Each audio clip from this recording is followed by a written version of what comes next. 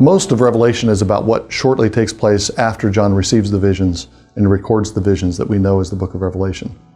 But at the end of Revelation chapter 20 and into the beginning of Revelation chapter 21, John sees visions that reach beyond the near term and point ahead to what happens after the millennium, the final judgment, and the coming of a new heavens and a new earth.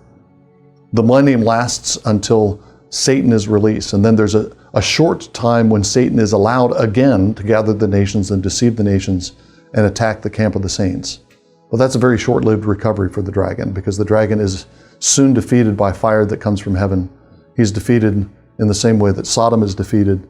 The dragon is defeated and then judged and thrown into the lake of fire, which already is the place of punishment for the two beasts that assisted the dragon. After the dragon's defeat in that final rebellion, we have a scene of final judgment where God judges all those who have died. He judges the living and the dead according to their works, and he assigns a blessing to those who have been faithful and the lake of fire to those who have been not. And that ushers into the beginning of Revelation chapter 21, which is a picture of the final state of the creation. John sees a new heavens and a new earth. He sees a new Jerusalem. He sees New Jerusalem like a bride. This is Eden recovered, but not just recovered, but Eden glorified. Eden come into its own, Eden come into its perfection, where there's no more tears, no more death. This world is a bridal world. It's the New Jerusalem, like a bride adorned for her husband coming out of heaven. And what we see in this last vision, the vision of the end, is the product of the trauma that John has been seeing throughout the book of Revelation.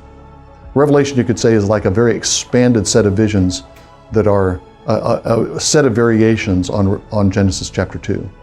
In Genesis chapter 2, the first Adam is cut, a rib is removed, and Eve is created for him so that they can be one flesh. In the book of Revelation, the last Adam, the Son of Man, along with the saints as one body, are torn in two so that a new Eve, a greater Eve, can be formed, the New Jerusalem that comes out of heaven.